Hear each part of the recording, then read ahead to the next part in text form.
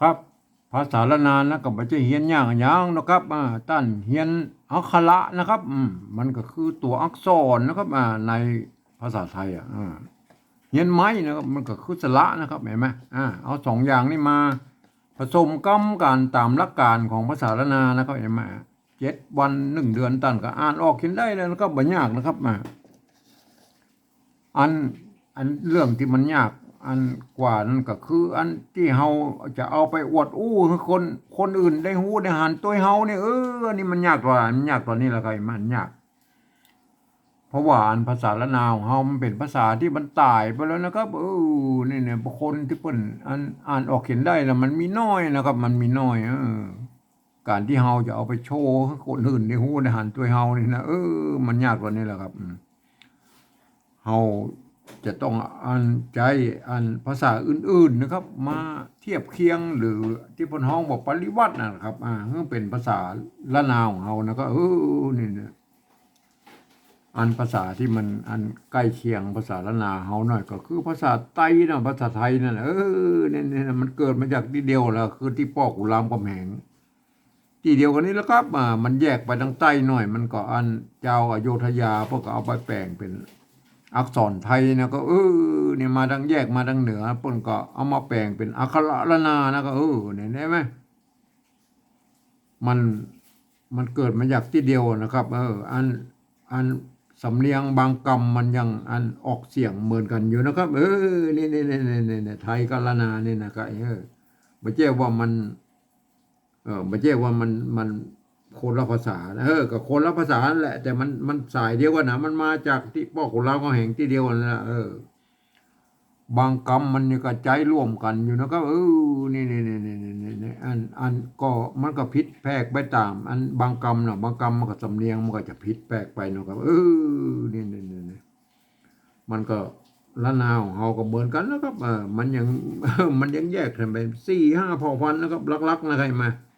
ก็คือไตยวนไตรั่วไตลื้อไตเกินไตย่องนี่ว่านี่นะมันก็ไม่ใช่เหมือนกันนะครับมัน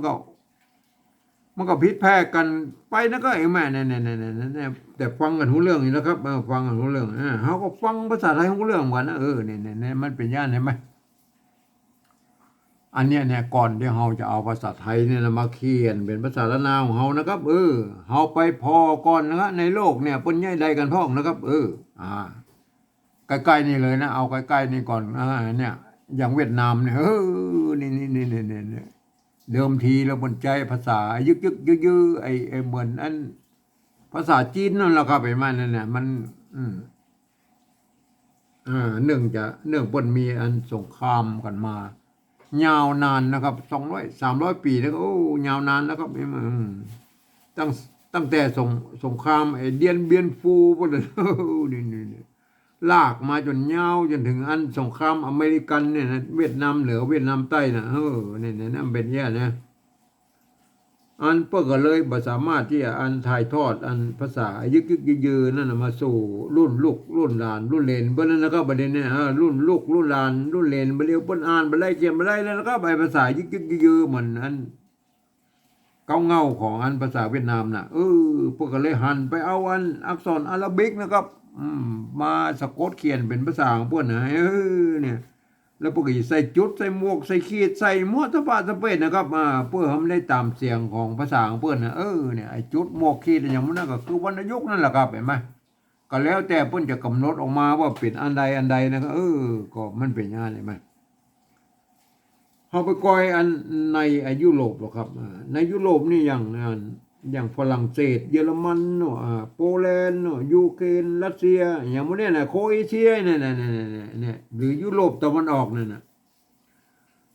พวกใจลักษณะของการปริวัติภาษากันทั้งนั้นนะครับพวกจะเอาอักษรอาราบิกเนี่ยแหละครับไปเขียนเป็นภาษาของเพื่อนนะครับนี่แล้วไปใส่จุดพ่อง2 จุดก็ยังมีแล้วก็บางทีก็หมวกก็มีหมวกปิ้นนี่อันหมวกโครเอเชียนะมันง่ายคือนะมันปิ้นเนี่ยหมวกเวียดนามเนี่ยนะหมวกเวียดนามมันลักษณะของกรุ๊ปมันหุ้มลงนะก็เห็นไหมหมวกโครเอเชียมันง่ายคือเนี่ยมันปิ้นคนละไปคนละทางเห็นไหมเนี่ยก็มันก็สุดแล้วแต่เพื่อนจะ กำหนดเครื่องหมายออกมาเนาะครับมันก็คือวรรณยุกต์นั่นแหละครับเพื่อไม่ได้ตามเสียงของมันเนี่ยมันเป็นอย่างนี้ลักษณะของปริวัตินะครับเฮาไปก่อยในอังกฤษหรอกอังกฤษนี่ไปทำลายหนึ่งแล้วใครไม่ไปทำลายนะเพื่อนจะเอาอักษรอาหรับิกนะไปสะกดเขียนเป็นภาษาของเพื่อนนะเพื่อนจะเอาไปแบบล้นๆเนี่ยนะเพื่อนไปใส่สักอย่างแล้วก็เนี่ยแต่เพื่อนมีกฎเกณฑ์อยู่ว่านะสามารถพันเสียงเอาไปเลยนะก็เอาเสียงอะไรก็ได้ก็แล้วแต่อันบริบทของภาษาอันประโยคนั้นๆเห็นไหมเห็นไหมคำเดียวกันนี่ละเป็นประโยคคำถามก็เสียงแบบหนึ่งอันอยู่ในประโยคธรรมดากับเสียงแบบหนึ่งเนี่ยมันก็เป็นอันลักษณะของภาษาอังกฤษได้ไหม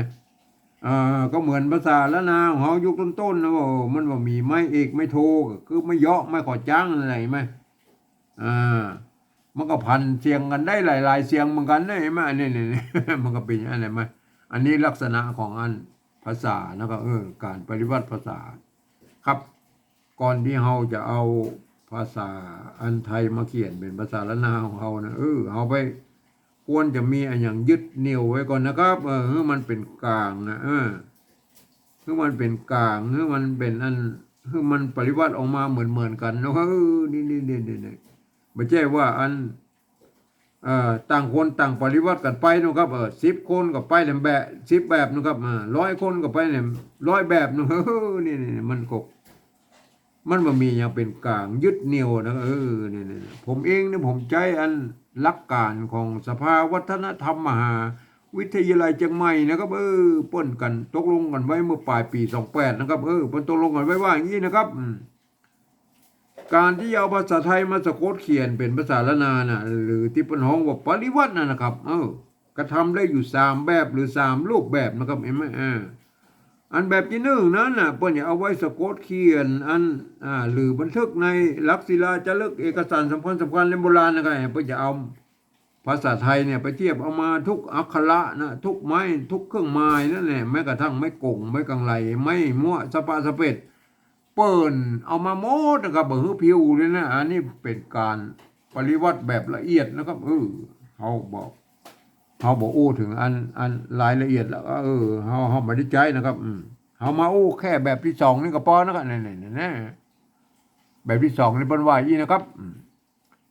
เปิ้นบอกว่ายืมมาอักษรไทยนะมาปรับเทียบว่าเป็นอักขระละนาทางบนปูนนี่แล้วก็ประกอบกรรมขึ้นมากับแบบภาษาไทยผสมผสานกันไปนะครับบางครั้งไม้หรือสระนี่มันบ่ตรงบ่ตัดกันนะครับก็คือบูแล้วนะคำศัพท์ได้นะครับคือหน้าตามันออกมาแบบไทยๆนะครับแต่เวลาอ่านนั้นท่านจะต้องนึกถึงว่าไอ้กรรมหมู่นั้นเนี่ยภาษาปริวัติในปริวัติแบบที่2น่ะเห็นไหมถึงหน้ามันจะเป็นอักษรไทยก็จริงนะครับท่านลองนึกถึงว่าเป็นอักขระละนานะครับเห็นไหมอย่างเงี้ยเนี่ยอย่างเนี้ยท่านเห็นว่าเป็นอันอ่างเนาะนี่เนี่ยอันถ้าเป็นอันประกอบอยู่ในอันภาษาปริวัติแบบที่2เนี่ยท่านต้องหันว่าไอ้ตัวนี้เป็นตัวนะครับตัวเนี่ยเป็นตัวเห็นไหมคนทั่วไปมาเข้ามาอ่านแล้วมันจะบ่เข้าใจผิดแล้วมันก็จะผิดเพี้ยนสำเนียงนะครับบางคำมันก็ยังเหมือนกันอยู่นะครับก็แล้วแต่ละเหมือนนะเห็นไหมเสียงเหมือนกันก็แล้วไปนะครับบางคำมันจะเสียงบ่เหมือนกันแล้วก็มันก็ผิดเพี้ยนกันไปมามันก็จะพอเลิศเจือจ้ากันไปนะครับค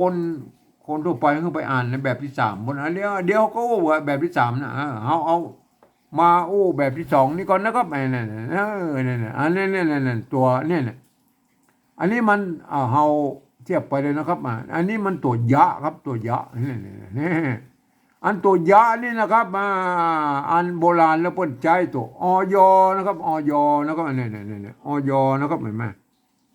ตัวอยนะครับเนี่ยตัวอยเนี่ยเดี๋ยวมาเทียบเป็นตัวยะนี่นะครับมันมี2 ตัวนะครับไอ้ตัวยอยักษ์ไทยก็อันเนี้ย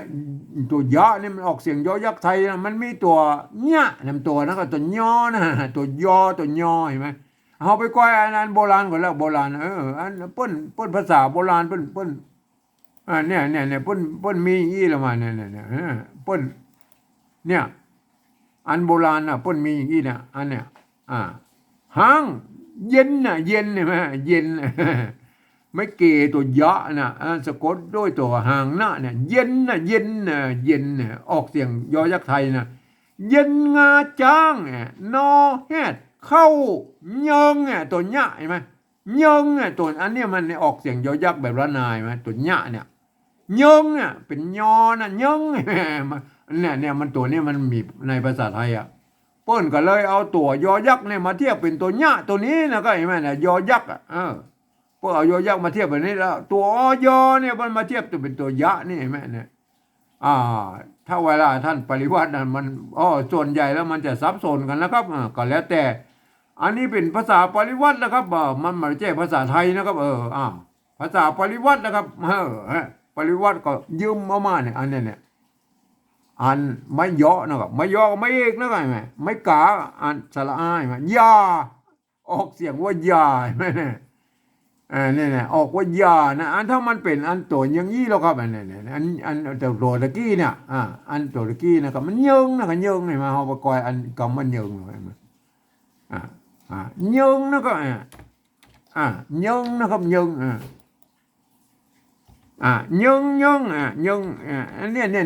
ยิงมันเนี่ยนะอันนี้ยานะครับอันนี้ยิงนะยิงตะกี้เขาก็โดนนะเขาหลักฐานโบราณนะยิงนะยอยิงนะยิงอันนี้ห้อยปฏิวัติแบบใดนะยิงเพิ่นเอาโบราณเพิ่นเอาตัวยอยักษ์นะมาเทียบเป็นตัวหญ้านะครับเห็นไหมเนี่ยเนี่ยยิงยิงมิกี้ตัวง่ายยิงอ่านว่ายิงเห็นไหมเนี่ยอ่านว่ายิงไม่ใช่ยิงนะครับเปิ้นเอายอยักษ์มาเทียบเป็นตัวหญ้าแล้วมันจะต้องตัวหันเป็นตัวยอยักษ์นี่มันต้องอ่านเป็นอันยอยักษ์ละนานะตัวยงนะยงถ้าเป็นอยนี่อ่านออกส่งเสียงยอยักษ์ไทยละยาอยู่ยายังยากแม้กระทั่งเป็นยาก็ยังใจนะครับอันยาหรืออันอย่างก็แล้วแต่หงยาหงอย่างไม่ต้องนี่นะครับหรือเป็นอันตัวอย่างอื่นที่มันออกเสียงยอยักษ์ไทยมันก็ต้องเป็นหมดอะอันนี้ถ้าเป็นยอยักษ์ตัวเดียวนี่มันก็ต้องเป็นเนี่ยตัวเนี่ยมันเป็นเปิ้นเอาโบราณเปิ้นเอาเทียบเอาตัวยอยักษ์นี่มาเทียบเป็นตัวแล้วมันก็บ่สามารถที่ไปเปลี่ยนแปลงได้นะท่านจะไปซับซ้อนกับภาษาไทยนะครับไม่ใช่นะครับอันนี้มันเป็นภาษาปริวัติแบบที่สองนะครับท่านก็คิดดีนะครับมันเวลาบางคนมันซับซ้อนนะมันถ้ามันเป็นตัวนี้เรากำเนี่ยท่านก็จะเนี่ยตัวอันนี้มันตัวหญ้านะครับถ้ามันเป็นอันตัวหญ้าแล้วครับเนี่ยหญ้าตัวหญ้าเนี่ยท่านจะปริวัติผิดแล้วครับเห็นไหมเนี่ยบางคนในตัวหญ้าเนี่ยมันออกอันเนี้ยอันหยังเนาะหยังเอาหยังเนี่ยหยังเอาหยังเห็นไหมหยังอันนี้หยังเห็นไหมท่านจะไปวัดแบบไรหยังเนี่ยหยังอันหยังน่ะมันหยังมันก็อันเนี่ยตัวเนี่ยตัวหะนะตัวหญ้าเนี่ยตัวหญ้าเห็นไหมหางหญ้าเนี่ยหญ้าเห็นไหมไม้ขอจ้างไม่ใช่ไม้ขอจ้างไม้ซัดไม้ซัดก็คือไม้พัดอะไรเนี่ยตัวหญ้าเห็นไหมเนี่ยเนี่ยอ่านว่าหยังนะครับหยังเนี่ยอ่านว่าหยังเห็นไหมอันนี้อ่านว่ายาเห็นไหมอันนี้อ่านว่ายิงเห็นไหมยิงเห็นไหมเนี่ยอันนี้ก็เหมือนกันนะถ้าบ่มีมะยอเนี่ยไหมอ่านว่ายาเห็นไหมยาหงยาหงยาเห็นไหมเนี่ยยาเห็นไหมอ่านว่ายาเนี่ยอยู่ยายังยากนั่นเนี่ยอ่านว่ายาตัวนี้อ่านว่ายาอันนี้ตัวหยังนะอ่านว่าหยังอันนี้อ่านว่ายิงเนี่ยยิงไม่ใช่ยิงเลยไม่ใช่หยังเนี่ยยังเนี่ยมาหยังเนี่ยอันนี้ต้องอ่านว่ายาอันนี้อ่านว่าหยังนะครับหยังอันนี้อ่านว่ายิงเนี่ยมันออกเสียงยอเปิ้นเอายืมมาอันโบราณแล้วเปิ้นเอายืมเอาตัวยอยักษ์อันโดดตัวเดียวเนี่ยว่าเป็นตัวหญ้าแล้วท่านจะสามารถที่จะเปลี่ยนแปลงอย่างอื่นได้นะครับเห็นไหมเปิ้นเทียบมาอย่างนี้แล้วท่านก็จะต้องใช้อย่างนี้ไปต่อไปนะครับยานะอันนี้อยู่ยายังยากเห็นไหมเนี่ยอันนี้ยิงนะอันนี้อันหยังหน่อยมันเนี่ยท่านก็ปฏิวัติกันให้ดีอย่าให้มันซับซ้อนก็เห็นไหมไม่ใช่เขียนกันมั่วนะครับไม่ใช่อันเทียบได้นะก็มันเปิ้นเขียนมาอย่างนี้แล้วตั้งแต่โบราณท่านก็อันโปรดเข้าใจไว้นะครับเนี่ยอันนี้เขาก็ เฮาแยกเฮาไปหน่อยแล้วมันอยู่ยากอย่างยากเนาะครับไอ้นั่นเนี่ยเอาขีดเส้นใต้ให้หน่อยแล้วก็เนี่ยมันแบบไอ้ยอน่ะอันนั้นเฮาอ๋ออ๋ออ๋อบ่ต้องขีดละเพราะว่าถ้าเป็นแบบที่3เขาก็ขีดแล้วก็เห็นไหมโอเคนะปฏิวัติแบบนี้เฮาบ่ต้องขีดละเห็นไหมโอเคแล้วก็ท่านเข้าใจแล้วนะตัวยอตัวยอนะตัวอยอก็ตัวญะตัวยะนะครับท่านผมก็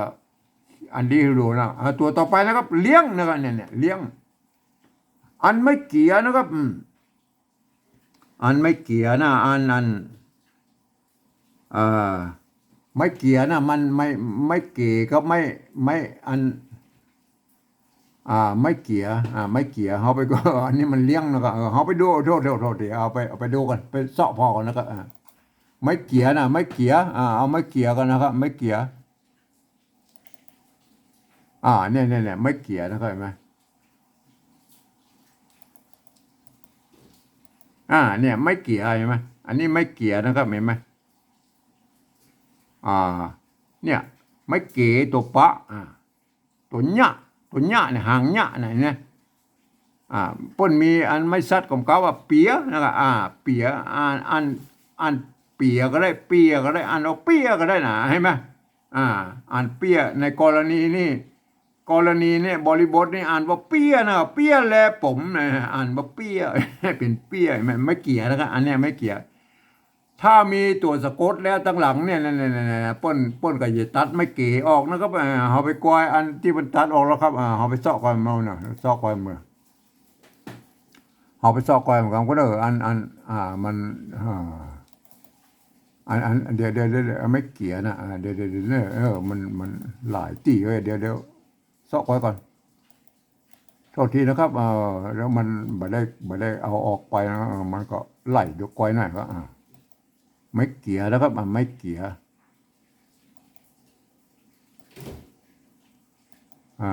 ซอกก่อนเนอโทษทีจ้าหน่อยนะครับจ้าหน่อย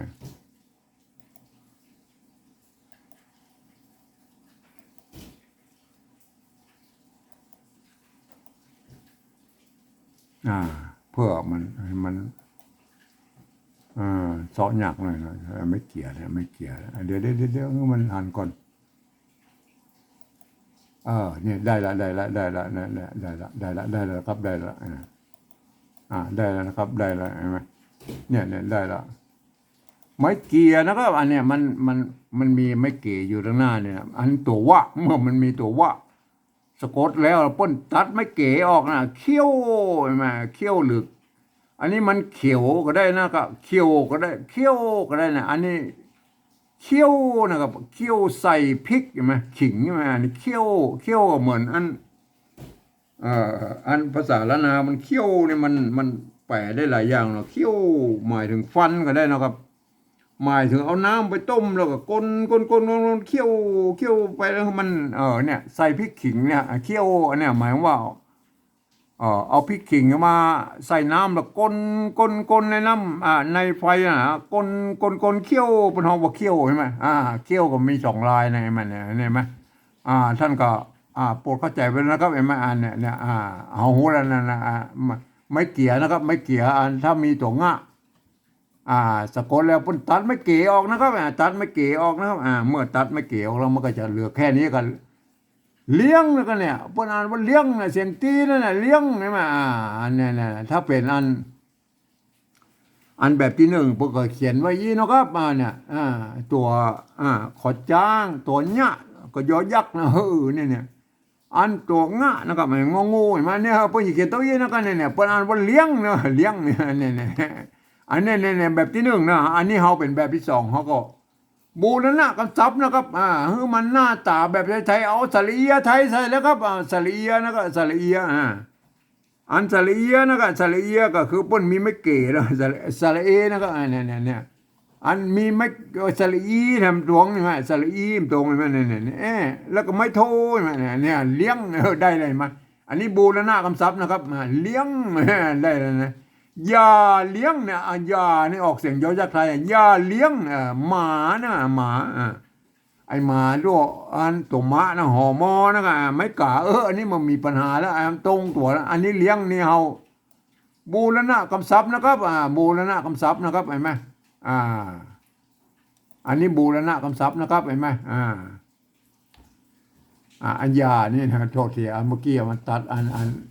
ใบเหยาะบนไปนะยานะเลี้ยงนะเลี้ยงเห็นไหมหมานี่มันตรงตัวแล้วก็อันนี้เราอันนี้บูรณะคำศัพท์นะครับอันผอมตัวเราไปผอมนะครับผอมตัวพระเอาผอพึ่งมาสะกดตัวกันย้อนนะกันย้อนก็อ้างนะนี่แหละตัวมะห่างตัวมะตำบลเนี่ยพวกตัวมะผอมเนี่ยอย่าเลี้ยงมาผอมเนี่ยได้แล้วนะอันนี้คือภาษาปริวัติแบบที่สองก็เอาแบบนี้นะครับเห็นไหมอันนี้ปริวัติเห็นไหมเปิ้นอนุโลมนะครับในข้อตกลงกันปลายปี28ของสภาวัฒนธรรมมหาวิทยาลัยเปิ้นบอกว่าอนุโลมเมื่อมีการบูรณะคำศัพท์ได้นะครับถ้าสระไทยละนาเนี่ยมันตรงมาตัดกันมันเหมือนกันนะพวกบูรณะมันหน้าตาแบบไทยๆก็คืออันนี้น่ะเลี้ยงไทยๆใช่ไหมเลี้ยงโอเคนะตัวต่อไปนะครับยาอันนี้ยาเขาอู้แล้วนะอยนะครับอยไม่ยอนะครับไปอีกไอ้กาโอเคแยกท่าไปหน่อยนะยาอันนี้อันนี้ตอมนะตัวตะนะครับเห็นไหมอันนี้ตัวตะนะตัวตอนะในภาษาในภาษาละนานะมันมี2ตัวตะกับตัวตะนะครับแม่นั่นมันเป็นอย่างนะมันมาเลยมันมี2ตัวมันก็เนี่ยได้ก็ยืมตัวทอทหารมาเป็นตัวตะเนี่ยยืมตัวทอทหารเนี่ยอันนี้เป็นตัวตะนะเนี่ยตัวตะนะอันนี้เนี่ยตัวกันย้อนตัวมอมะเห็นไหมยาต้อมยาต้อมไม่ใช่ยาทอมนะครับยาต้อมยาต้อมยาต้อมเสียงสามัญนี่มันใช่ตัวต้ายาต้อมอันนี้เราตัวข้าหางเงาเนี่ยบนยืมตัวคอคนมานะครับมาออกเสียงคอเนี่ยอันนี้เป็นตัวที่มันประดิษฐ์ขึ้นมาใหม่เนาะอันที่มัน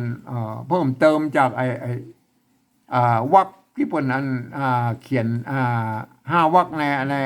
อักษร5 วรรคที่เปิ้นเขียนในภาษาบาลีนะเห็นไหมกะงะยะนั่นน่ะมูนะ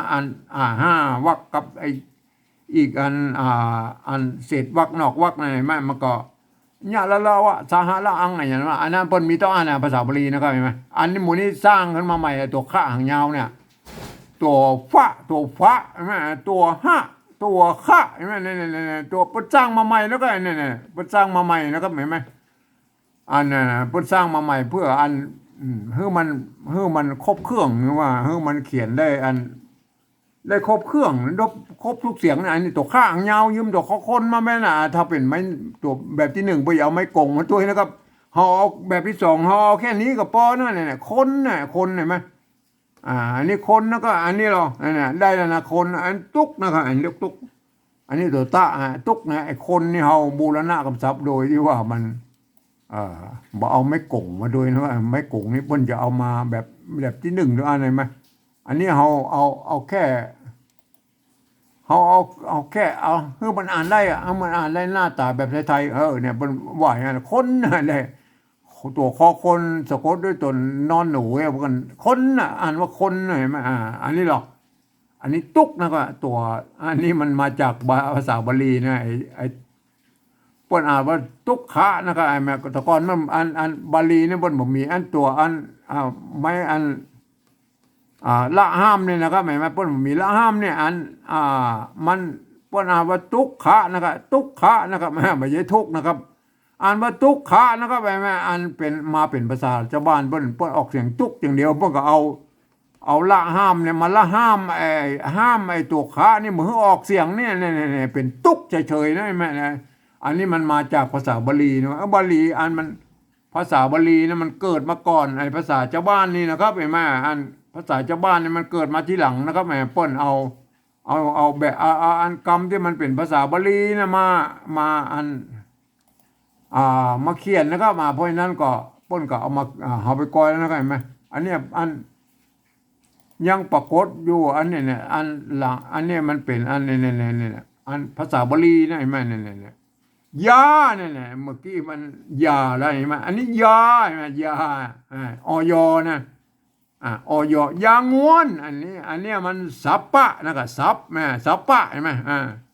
อันเนี้ยภาษาบาลีฮะอันปะซ้อนปะเนี่ยมันก็ปะตัวนี้มันกลายเป็นหางไหมนะบางที่เพื่อใจแบบปะน้อยก็ยังมีไอ้ล้วนแล้วแต่อันคนเพื่อจะเขียนแล้วก็มันมีหลายเผ่าพันธุ์นะก็เพื่อนก็จะเขียนอะไรก็แล้วแต่แล้วก็มันโบราณเพื่อใจหางปะนะเห็นไหมสัปปะนะครับสัปปะเอาเห็นไหมเนี่ยสัปปะอันนี้เป็นภาษาบาลีนะครับเนี่ยสัปปะเปิ้นเมื่อมีตัวปะซ้อนปะแล้วเปิ้นก็เสมือนว่ามีไม้ซัดอยู่ตรงบนนี่แล้วบ่ต้องไปเขียนไม่ซัดอย่างลงไปแล้วประกาศว่าสัปปะนะสัปปะท่านบอกเข้าใจไว้แล้วก็เห็นไหมอันนี้เป็นมาจากภาษาบาลีไอ้ตุกนี่ไหมตุกเนี่ยตุกนะเปิ้นห้ามต้องเพียอันถ้าสัปปะนั่นมันสัปปะเนี่ยเปิ้นจะห้ามตัวปะเมื่อมันเป็นสัปปะประกาศว่าสัปนะปกติใส่อันไม่อันถ้ามาเป็นภาษาชาวบ้านพวกอันเนี่ยภาษาชาวบ้านแล้วนะใช่ไหมเปิ้นเอาบาลีมาก็อ่านว่าสัปเฉยๆมันก็พวกก็จะห้ามไอ้หางปะนี่มือออกเสียงกันแล้วแต่นะเอาละห้ามมาใส่นะก็สุดแล้วแต่นะก็อันคงบ่มีสัปอย่างเดียวเนี่ยสัปปะนะก็แล้วแต่บางเอาต่อไปนะไอ้ตุกนะก็ไอ้ตัวตะไม่กุรู้ไอ้ตัวอันนี้ตัวกะใช่ไหมกะตัวคะกะและคะใช่ไหมอันนี้มันมีไอ้ละห้ามเนี่ยก็คือกะลันไงกะลันเนี่ยกะลันได้เลยไหมอย่าตอมคนตุกเนี่ยคนตุกนะไม่ใช่ทุกนะก็อ่านว่าตุกนะใช่ไหมโอเคนะครับอันนี้ตัวต่อไปตัวถอดทุงนะไม่กดจ้างไม่กาท่าเสียงโทพิเศษใช่ไหมเนี่ยท่า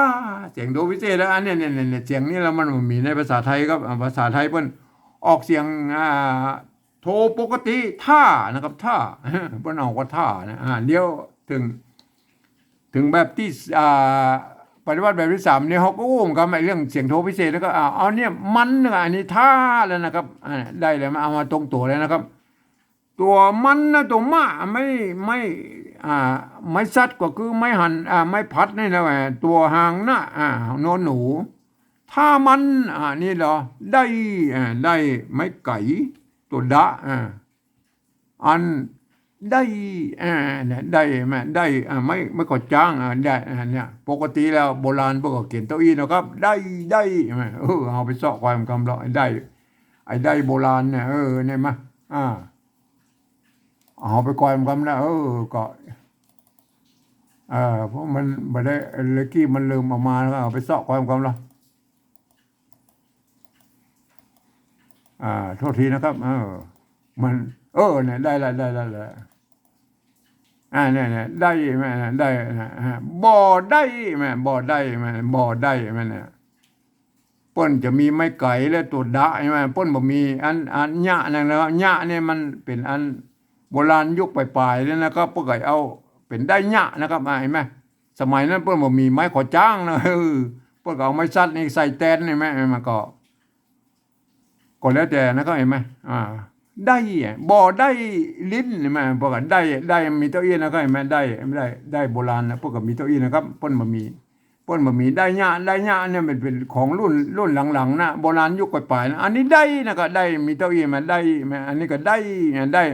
กับเสียงโทถ้าได้เสียงโทพิเศษนะเดี๋ยวเขาอุ้มกับเรื่องปฏิบัติแบบ3อันนี้เปิ้นอ่านแบบภาษาละนาแล้วเป็นตัวทะนะไม่ขอจ้างไม่การถ้าอันนี้ไม่ไก่ตัวดะไม่ขอจ้างได้นะได้เสียงโทพิเศษ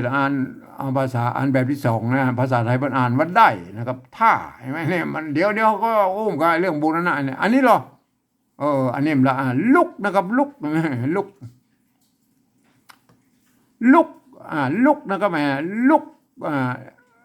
กมันเนี่ยแม่ถ้ามันได้ลุกมันลุกนะครับตัวละไม่กุนะครับเห็นไหมตัวกุไม่ซัดเนี่ยมันแตนตัวกะนะครับเห็นไหมลุกเห็นไหมเอาไปก้อยภาษาโบราณของเราเห็นไหมโบราณเนี่ยเนี่ยลุกเห็นไหมอันนี้ในคำลูกเอาไปก้อยมันก็เหมือนนะลูกกับลูกเนี่ยมันก็อันเดียวเนี่ยแลนะก็แลอันเนี่ยลูกอ่อนแม่เนี่ยลูกอ่อนแม่เนี่ยไม้ซัดนี่มันแตนตุกกะอยู่นี่นะถ้าเป็นไม้กุก็ลุกนะครับอันถ้าเป็นอัน ไม้กูกับลูกแล้วก็ลูกเห็นไหมอันนี้ลูกแล้วก็ลูกอ่อนอันเนี้ยมันอันแบบมีไม้ขอจ้างก็ไข่น่ะไข่เอาใช่ไหมแลลูกอ่อนไข่เอาไม้ดุกปินดำเห็นไหมเนี่ยมันเป็นอย่างนี้ไหมมันก็ว่ากันไปอันสมัยนี้มันมีไม่เอกไม่โทคือไม่ย่อไม่ขอจ้างอะไรท่านก็อ่านไปตามบริบทนะเหมือนภาษาอังกฤษนั่นแหละก็เห็นไหมว่าไปอ่อนนะอันนี้อ่อนนะมันมีไม่ย่ออ่อนลูกอ่อนใช่ไหมลูกอ่อนไข่มันมันเป็นอย่างนั้นลูกนะครับอันไม่ซัดนี่มันแทนตัวกะตัวนั้นนี่นะก็เห็นไหมลูกนะครับลูกเห็นไหมถ้ามันเป็นไม่โกมันก็ลุกนะครับลุกเห็นไหมก็แล้วแต่นะท่านก็แล้วแต่ท่านจะพลิกแพงเอานะก็อันนี้ลุกนะก็ลุกเห็นไหมอันนี้ตัวมะไม่ซัดก็ไม่พัดก็อันตัวหางหน้ามันเนี่ยมันเห็นไหมมันอันนี้เราอันนี้จะนะออกเสียงจัตวายไหมออกเสียงเอกนี่ไหมถ้าท่านจะเอาแบบอันเขียนแบบเสียงจัตวานะท่านก็ใบใส่ไม่เยอะนี่นะถ้าใบใส่ไม่เยอะนี่มันว่าจะนะครับอ่านจะเสียงจัตวานะใส่ไม่เอกแล้วมันจะเห็นไหมอันเนี้ยมันจะเห็นไหมเนี่ยจะออกเสียงเอกนะจะครบจะครบนะครับมันจะครบนะถ้ามันถ้าบาใส่ไม่ย่อยมันจะครบนะมันจะครบหัวมันจะครบหัวแต่สำเนียงอันภาษาละนาแล้วเปิ้นออกเสียงว่ามันจะครบหัวนะมันจะครบหัวเนี่ยมันจะนะครับมันจะท่านถ้าอันนี้เขียนตามสำเนียงอันที่เปิ้นอู้มามันออกเสียงอย่างนี้นะมันออกเสียงจะเสียงเอกนะก็เห็นไหมเพราะฉะนั้นเขาก็เอาบูรณะตัวจะไม่เยอะไม่กะเนี่ยจะเขาก็เอามาเต้าอันเนี้ยเทียบมาตรงเลยเนี่ยอันนี้เราครบนะครับตัวคะอันไม่กงนี่เขามาตัวแรกสะกดด้วยตัวบะครบแล้วก็ครบเห็นไหมหัวครบหัวเนี่ยหัวอันนี้ไม่กลัวนะครับอันนี้ไม่กลัวอันภาษาละนาเนี่ยเพื่อจะมีเอาไม่กงก็ตัวว่านี่อันควบกันนะไม่กลัวนะครับเขาก็อันนี้ก็บูรณะกับศัพท์มันเป็นสระอัวไทยนะครับสระอัวไทยก็คืออย่างนี้นะก็เนี่ยสระอัวไทยใช่ไหมเนี่ยสระอัวไทยพอหน่อยมันเอาแล้วครบหัวนะได้แล้วนั่นแหละครบหัวนะก็ครบหัวใช่ไหมเนี่ยอันนี้บูรณะคำศัพท์มันถึงครบถึงหัวนั่นเห็นไหมก็ข้างหน้าตาแบบไทยเอาละได้แล้วนะครับได้แล้วได้แล้วนะครับเนี่ยอันนี้คือภาษาปฏิวัติแบบที่2นะครับเห็นไหมเนี่ยมันเหมือนสามารถให้คนอื่นมาอ่านได้เพราะว่ามันบางคนมันก็อันนี้อย่างคำว่าตอมเนี่ยนะเนี่ยบางคนก็จะมาอ่านว่าทอมไม่นะมันไม่ได้มันบางคำมันก็เหมือนกันอย่างย่าอย่างกับหมาอย่างกับผอมเนี่ยไหมอย่างกับมันอย่างกับลุกเนี่ยไหมมันก็เหมือนกันเป็นบางคำเนี่ยไหมบางคำก็จะผิดเพี้ยนกันไปมาก็เอาไว้ให้คนที่เรียนรู้ภาษาละนามาอ่านไอ้เนี่ยป้นสร้างป้นเขียนไว้เพื่อประดับอันนี้ไม่ได้เนี่ยเอากำกับอันภาษาละนาไว้ข้างบนป้นไม่ใช่ให้คนอื่นอ่านนะก็เห็นไหมป้นเอากำกับไว้จุดประสงค์นี่ป้นเอากำกับไว้ภาษาละนานี่ไม่ได้เพื่อภาษาละนาข้างบนป้นหายไปป้นก็เอาภาษาปริวัติแบบที่2เนี่ยปริวัติแบกกลับไปเป็นภาษาละนาได้ไหมป้นก็อ่านกันได้อย่างนี้นะครับอย่าเลี้ยงหมาผอมอย่าตอมคนตุกถ้ามันได้ลุกมันจะครบหัวเนี่ยครบหัวเนี่ยบางคนทั่วไปมาอ่านว่าครบหัวเนี่ยมันก็ไม่ได้ไหมครบมันภาษาไทยมันครบเสียงเอกอันภาษาละนามันครบหัวนะก็ครบหัวเสียงจัตวาเห็นไหมมันเป็นยังไงไหมอันนี้อันได้แล้วนะภาษาไปแล้ว2คนที่บ่ได้เรียนภาษาละนามาคนทั่วไปคือไปอ่านในแบบที่3พุ่นนะครับแบบที่3เพิ่นว่าอีนะครับแบบที่3เพิ่นว่าอีนะครับแบบที่3เนี่ยเพิ่นบอกว่าฟังหลักการของอันสภาวัฒนธรรมมหาวิทยาลัยเชียงใหม่เพิ่นว่ากันอีนะครับเพิ่นว่ากันเพิ่นบอกหลักการเพิ่นบอกฟังเสียงภาษาละนาทางบนเพิ่นเปล่งเสียงออกมาอยู่ได้นะก็เอาภาษาไทยเขียนไปจะนั้นเห็นไหมนะไม่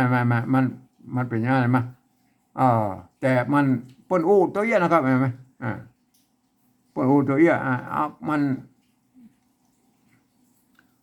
ก็เปิ้นก็ลืมคิดไปเนาะก็ว่าอันภาษาไทยมันเป็นระบบ5เสียงนะภาษาละนาของเฮามันเป็นระบบ6เสียงเนาะถ้าเอาระบบ5เสียงมาเขียน6เสียงเนี่ยมันบ่ได้ครบเสียงของภาษาละนานะก็อันที่เขียนภาษาไทยที่คนเขียนภาษาละนาบ่ได้มันก็คือเสียงโทพิเศษโทเมืองนั่นแล้วก็มาเนี่ยท่าเนี่ยได้เนี่ยบ่เขียนบ่ได้อันนี้เนี่ยเดี๋ยวเฮาจะบูรณะกับจับตามหลักการของผมอันนี้เฮาโอ้เป็นตัวกันเอาตามหลักนั่นน่ะเดี๋ยวถึงเสียงโทพิเศษเฮาจะโอ้กับการทำกรรมนะครับเห็นมั้ยอันนี้ยานะยาอันนี้อยู่ยาเอายาไทยใส่นะครับยายาเอายานะก็ยาเห็นมั้ยยายามันเต้ากันมันเต้ากันยามันก็ออยอันไทยภาษาไทยพวกก็อ่านว่ายาแล้วครับก็แล้วไปนะก็ยาใช่มั้ยมันเหมือนกันมั้ยอันเนี่ยยาอันนี้มันอ่านตรงตัวแล้วนะยาใช่มั้ยเลี้ยงแล้วก็เลี้ยงเนี่ยเลี้ยงอันนี้เลี้ยงนะอันนี้เลี้ยงใช่มั้ยเอาเลี้ยงไทยใส่นะครับเอาบ่ต้องไปพอตำบลพูนเอาเลี้ยงไทยใส่นะครับภาษาไทยมันเขียนได้เต้ากันนะยาเลี้ยงนี่ยาเลี้ยงเนี่ย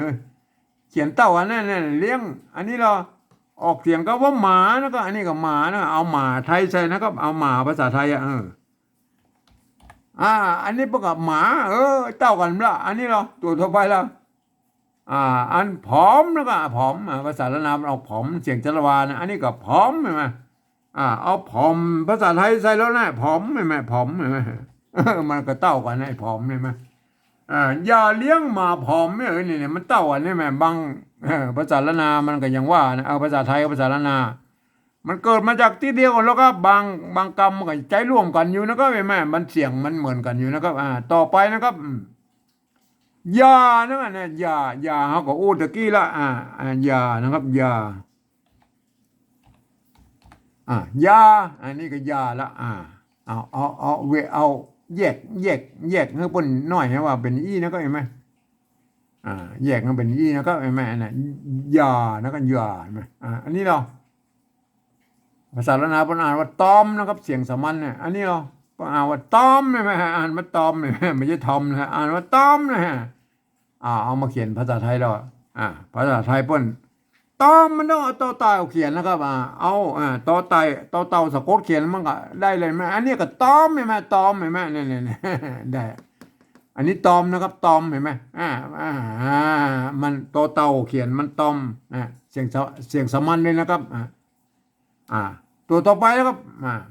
คนนะครับอันเนี้ยคนอันนี้คนแม่เปิ้นอันตัวนี้บรรจัยอันคอคนนะครับเฮาบ่พอข้างบนว่าเอาคนไทยซะนะคนภาษาไทยเพิ่นเอาคอควายเขียนแล้วก็คนใช่มั้ยนี่อย่าตอมคนนะคนได้นะคนอันนี้เหรอเปิ้นอันตัวเนี้ยเปิ้นอ่านว่าตุกนะครับตุก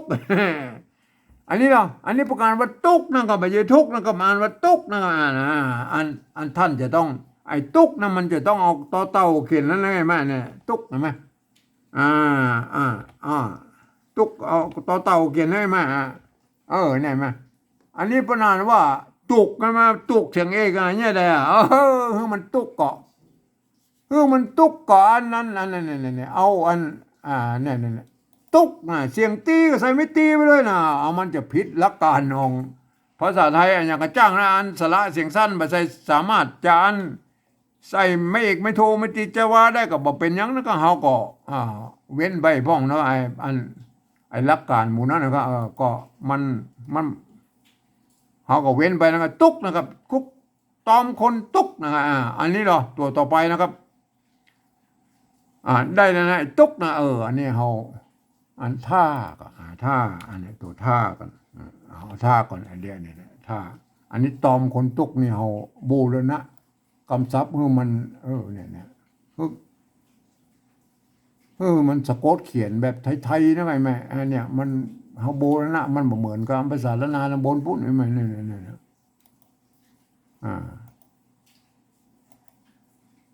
อย่าตอมคนตุกนะครับตอมคนตุกเนี่ยตอมเนี่ยมันเหมือนกับไอ้บุญให้มันตอม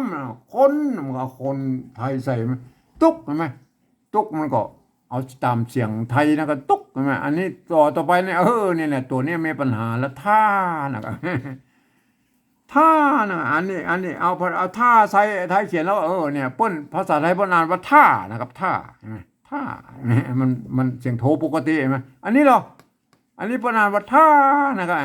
ตัวท่านะครับอันนี้ตัวท่าไม่ขอจ้างนะไม่กาท่าอันนี้ท่านะครับตัวทอถุงไม่โทไม่สระอาท่าใช่ไหมเนี่ยอันถานะครับถาอันนี้ถาเสียงตะละวาเนี่ยไม่เอกใส่ท่าท่าอันใส่ไม่โทท่าท่าเห็นไหมเห็นไหมถ้าใส่จุดเข้าไปท่าเห็นไหมเอาผมแบบผมนี่ผมจะเอาจุดประดับไว้เนี่ยท่านะครับเห็นไหมเนี่ยท่าเห็นไหมมันเสียงโทพิเศษนะผมอยากเอาจุดประดับไว้นะครับอันภาษาไทยเพิ่นบ่มีวรรณยุกต์นี้เราเขียนมาได้เขียนได้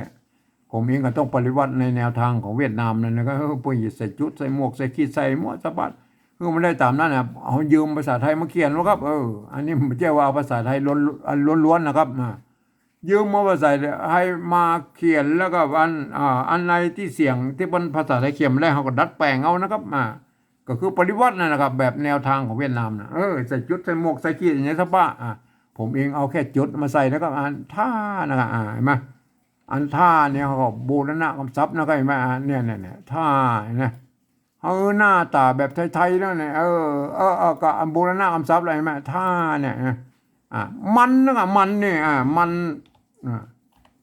เอามันอันนี้ก็มันเนี่ยมันไทยใส่ก็ได้ตัวเอียนไหมมันก็แล้วไปนะครับมันได้มันเต้ากันนะบางตัวมันก็เต้ากันก็แล้วไปอันนี้ได้นะครับได้อันนี้ได้นี่ได้เสียงโน้ตพิเศษอะท่าได้แม่นั่นอันนี้อันตัวอันดอเด็กเนี่ยเป็นอักษรกลางนะฮะได้นะได้ไหมได้ใส่ไม่เอกได้เห็นไหมได้ใส่ไม่โทได้อันได้เห็นไหมอันได้เสียงโทปกติไหมอันเนี้ยแบบที่สองเป็นอันว่าได้นะครับไม่ไก่ตัวดะนะไม่ขอจ้างได้อันนี้เราสลายไม่มาลายนะครับตัวเราเด็กไม่โทอ่านว่าได้นะครับได้มีได้กินได้อันอย่างได้เห็นไหมได้เห็นไหมแล้วมันได้คือมันเป็นได้แล้วก็จุดประดับไว้เหมือนกับท่าเนี่ยท่าได้อันได้แล้วกับได้เสียงตีได้เสียงตีอันใส่ไม่จะว่าได้แม่ได้แม่พันแบบผมนี่ได้กูเสียงนะได้เนี่ยได้แม่เนี่ยมันได้กูเสียงนะครับเห็นไหมได้นะครับได้ใส่ไม่เอกได้ใส่ไม่โทได้ใส่จุดเข้าไปได้ไม่ได้นั่นน่ะได้กูเสียงนะอันนี้เหรอตัวต่อไปมันลุกนะได้นี่บูรณะคำศัพท์นะครับได้เนี่ยอันนี้ปฏิวัติแบบอันแนวทางของเวียดนามนะครับเวียดนามเปิ้นก็ใส่จุดใส่หมวกใส่ขีดอย่างมั่วสเปดพวกเขาได้ตามเสียงเบิ้นเฮาก็เหมือนกันใช่ไหมอันนี้เหรอตัวต่อไปนี่ประมาณว่าลุกนะครับมันลุกเสียงตีตายนะลุกใช่ไหมอันนี้ก็ลุกนะเอาลุกไทยใส่แล้วก็ลุกภาษาไทยมันเขียนใต้เต้ากันลุกกันแล้วไปนะกันลุกอันลุกมาเขียนเต้ากันมันนะก็มันนะก็ตะกี้แล้วเอามันภาษาไทยใส่นะก็มันเต้ากันใช่ไหมตัวต่อไปแล้วครับตัวต่อไปเนี่ยภาษาละนาเป็นออกว่าจะนะครับเสียงเอกนะฮะจะใช่ไหมถ้ามันมีไม่ย่อนี่มันจะนะครับอันนี้มันจะใช่ไหมอันนี้ก็อันแบบที่สองนี่ก็จะนะครับทีนี้เอาจะไทยใส่แล้วครับอันนี้เนี่ยจะไทยปุ๊ดเขียนตัวอีปุ๊ดก็จะแล้วก็เนี่ยจะใช่ไหมปนาวัจจะแล้วนะครับปนาวัจจะแล้วนะครับปนาวัจจะแล้วนะครับเห็นไหมถ้ามันได้ลุกมันจะเห็นไหมเนี่ยมันจะอันนี้ครบแล้วครับครบเนี่ยตัวต่อไปนี่ครบนะอันนี้ก็ครบนะ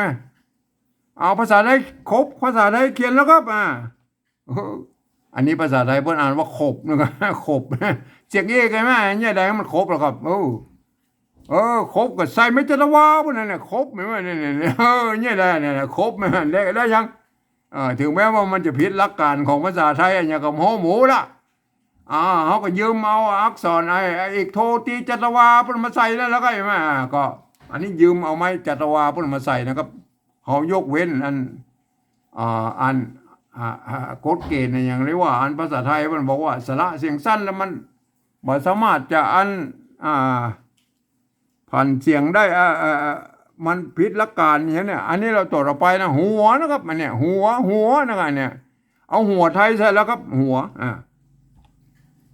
อันนี้หัวภาษาไทยพวกเขียนได้หัวเห็นไหมเนี่ยครบมีเฮาปริวัตินะครับ ปริวัติอันนี้ครบเนี่ยปริวัตินะครับใช้แนวทางเวียดนามนะ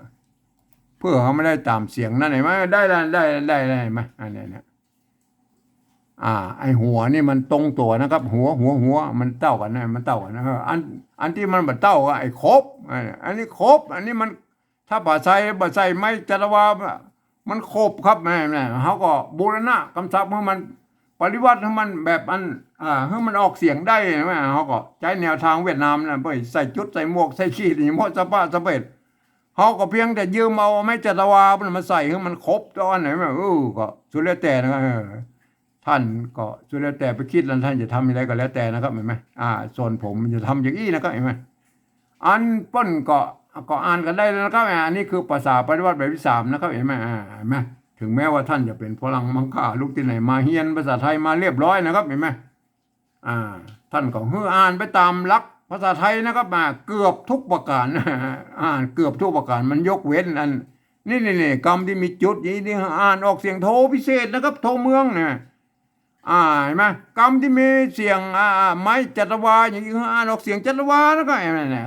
อันนี้มันเป็นข้อยกเว้นนะครับกรรมที่เป็นอยอย่างนี้เนี่ยอยอย่างอ่านออกเสียงยอยักษ์ไทยนะครับเห็นไหมถ้ามันปีตัวยอตัวเดียวเนี่ยที่ผมจี้ให้ดูต้นแหละอ่านเป็นตัวยอนะตัวยะนะเห็นไหมยอยักษ์ละนาเนี่ยเห็นไหมถ้าท่านหูหลักการอ่านอย่างนี้แล้วท่านอ่านไปแล้วท่านจะได้สำเนียงเจียงใหม่ไตยวนไปเลยนะครับเห็นไหมครับเจียงใหม่ไตยวนเพิ่นจะออกเสียงกันอย่างนี้นะครับเห็นไหมอย่าเลี้ยงมาผอมอย่าตอมคนตุกถ้ามันได้ลุกมันจะคบหัวอันนี้คือสำเนียงเจียงใหม่ไตยวนนะครับเห็นไหมสำหรับอันภาษาปฏิวัติแบบที่2นั้นเปิ้นเอาไว้คนที่เปิ้นเรียนรู้ภาษาละนามาอ่านนะเปิ้นจะหันว่าเป็นตัวยะนะครับตัวละตัวมะตัวพะใช่ไหมตัวข้าอันนี้เนี่ยตัวข้าหางยาวเนี่ยตัวตะใช่ไหมเนี่ยมันเปิ้นจะหันเป็นอีนะเป็นภาษาละนาเนี่ยใช่ไหมเปิ้นก็จะอ่านไปตามหลักการของภาษาละนาทางบนปุ้นนะครับเห็นไหมคนอื่นทั่วไปบ่สามารถเข้ามาอ่านได้นะมันจะเผลิดเจิดจ้าดนะเปิ้นก็จะอ่านกันได้อีนะครับแม่อย่าเลี้ยงมาผอมอย่าตอมคนตุกถ้ามันได้ลุกมันจะคบหัวนี่อันนี้คือสำเนียงไตยวนเชียงใหม่นะก็อ่านสำรับภาษาละนาทางบนพุ่นส่วนใหญ่แล้วพวกเก่งกันได้อย่างอี้นะก็เห็นไหมมันก็ยังว่านะก็มันละนาเฮามีต้อง4-5เผ่าพันธุ์หลักๆเลยอันเปิ้งไอ้ถ่ายทอดกันมาเป็นเป็นเมิ้นละเป็นเกือบ200 กว่าปีแล้วใช่ไหมมาเปิ้งก็200-300 ปีแล้วใช่ไหมเปิ้งก็ถ่ายทอดกันมาภาษาอันละนาเนี่ยมาเปิ้งมาเกิดมาขนาดนี้แล้วกันไหมมันมีตั้ง4-5เผ่าพันธุ์มันก็ยังว่าการเขียนในสมัยนั้นเผ่าพันธุ์ใดพวกนิยมเขียนไปแบบมันก็บางส่วนใหญ่แล้วมาเหมือนกันนะใช่ไหมอย่างเช่นตัวเนี้ยตัวเนี่ยป้นมาใส่ไม่เยอะพวกก็จะนะครับจะใช่ไหมถ้าเอาจะเอาออกเสียงมันจะมันก็เอาใส่ไม่เอกกันแม่ใส่ไม่เยอะเนี่ยแม่เห็นไหมอันลูกเนี่ยแม่ลูก